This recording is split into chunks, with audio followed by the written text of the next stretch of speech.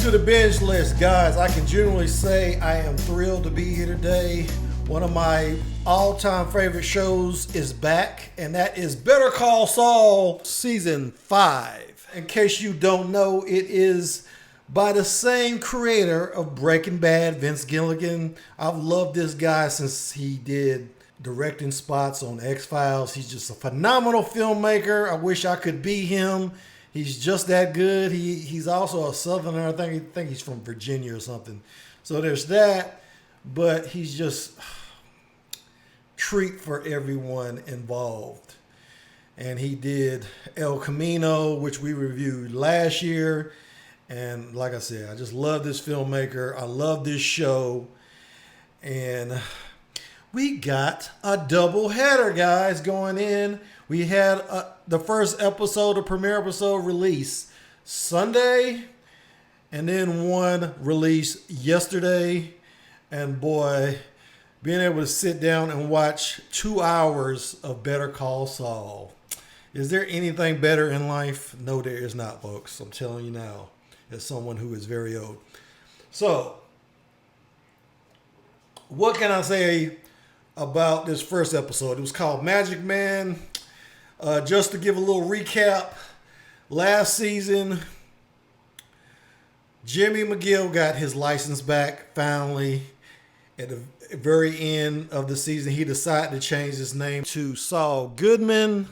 In this episode, we find out why, and there's a little bit of fallout from that because you can see that Kim is really disturbed by this change, and she can see the change in Jimmy. Okay, but before that, we go back to the present day. And present day, in case you don't know, in this series means all the scenes in black and white. We know from last season, and I had to really think about this hard. I didn't go back and watch, but I had to think about this hard. But Jimmy actually collapsed, if you remember, last season, I think in a very early episode.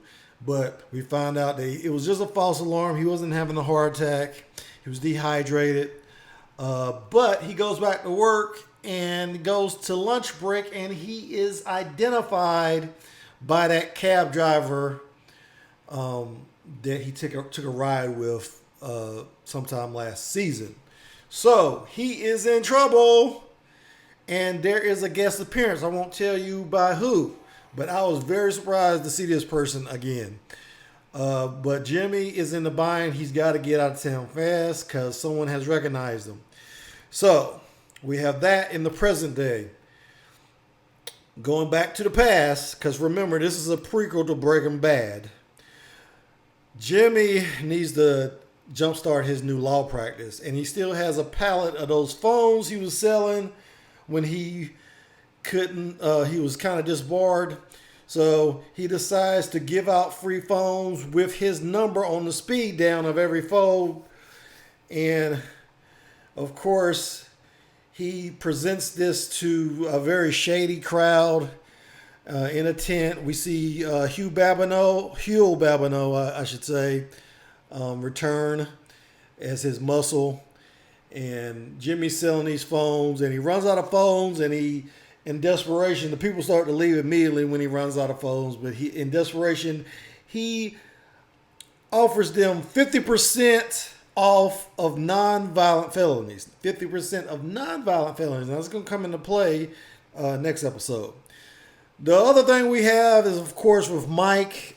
We're seeing the fallout from Warner Ziegler's escape. The construction project. Something happens to it. I won't tell you. I'll let you see that. But Gus thinks they're all at risk because Lalo Salamanca is digging around. And I just have to say, Lalo Salamanca, this guy playing him, Tony Dalton, he's a Mexican actor, just is a phenomenal actor. I mean, Gus Fring is probably my favorite, one of my favorite villains of all time. But Lalo Salamanca is, he's giving Gus a run for his money because this guy is so freaking smart. Gus gives the cartel a reason why he had Warner Ziegler executed, because Lalo is just looking around trying to find answers, and the story they give him is obviously bull, but the cartel buys it. Lalo does not. So there's obviously he has a problem with Lalo and he has to deal with it. So we see that fallout in this episode, and it was very good. I'm very encouraged to see what's going to happen this season. It's going to be a face-off. Remember? Never mind.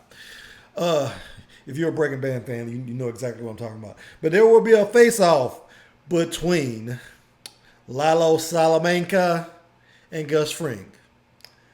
And we'll go down because we know from everything I've read about this series that it's only going to have 6 seasons. So this season and another season. So it's good. Something's going to go down. Well, maybe they'll hold it off the next season. We'll see.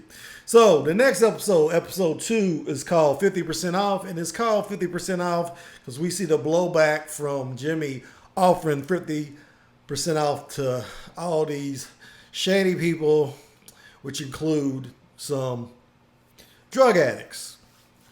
And remember, he offered 50% off for non-violent felonies, but that didn't go through to some of these people he offered the service to. So we see this crime spree going on, something that Kim Wexler kind of predicted. So great acting by Kim Wexler in this episode because she sees the disintegration of Jimmy McGill. She's concerned about it. Jimmy is oblivious to all the problems he's causing Kim.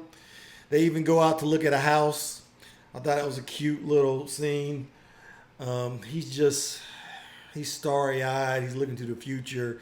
He's so happy to be back in the game, but he doesn't realize what he's doing to his woman. And man, it's going to be fun seeing how this thing is going to disintegrate. It's going to blow up in his face so spectacularly. What else happened in this episode? Oh, Nacho, we know, who is working undercover Gus Fring because he messed with, who's that guy? The other Salamanca, the evil Salamanca.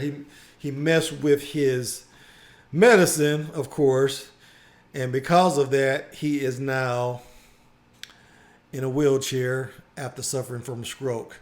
Well, Nacho has a new dilemma because Gus threatens his father and tells him to get in good with Lalo Salamanca. He wants to know everything Lalo is doing before he does it. So Nacho finds, through various ways, he has to get Lalo's trust. And he does that in a very spectacular fashion, I must say. Like I said, I'm not going to get too much away. Guys, you want to go and see these episodes as soon as possible. What else happened in this episode? Mike is kind of having a PTSD from having to kill Warner Ziegler, which he did not want to do.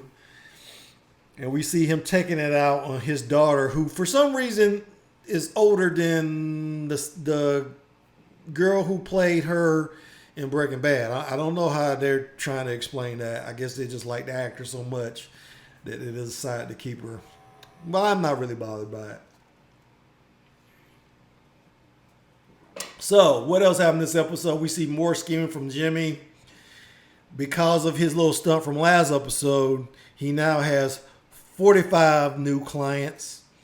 And he needs to plate out most of those. So, he goes into some shenanigans to help with that.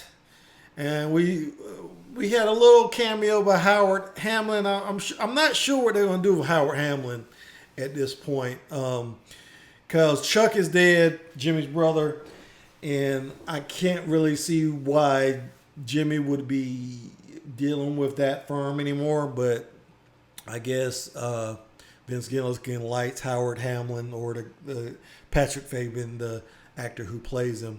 So I'm really interested to see how they bring him back into the fold. So Some other things of note, this episode, we find out why Domingo, also known as Crazy 8, we find out how he gets his name finally.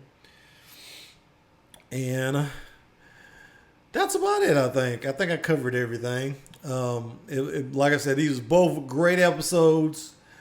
I'm really encouraged by them. They're standard fare. Better Call Saul, if you've seen the other seasons. I've heard that the premiere episode got Breaking Bad numbers for the first time. And that's just encouraging for me to hear, because in some ways, I think it's better than Breaking Bad. I know that's sacrilege, but just seeing the development of these people who are background characters in Better Call Saul was just so gratifying.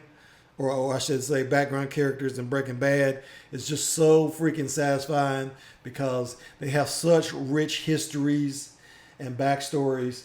And man, I just don't want to ride the end is pretty much where I am. And I hope they make another series after this. I don't know what they would do, but please, Vince Gilligan, don't stop now. I want to stay in this universe. This universe is so freaking interesting. I just can't get enough of it. It's like freaking drug. But that's pretty much all I got for today. Like, subscribe, comments, ring that bell so you know when another video drops. And then until next time, I will see you when I see you. Thanks for watching.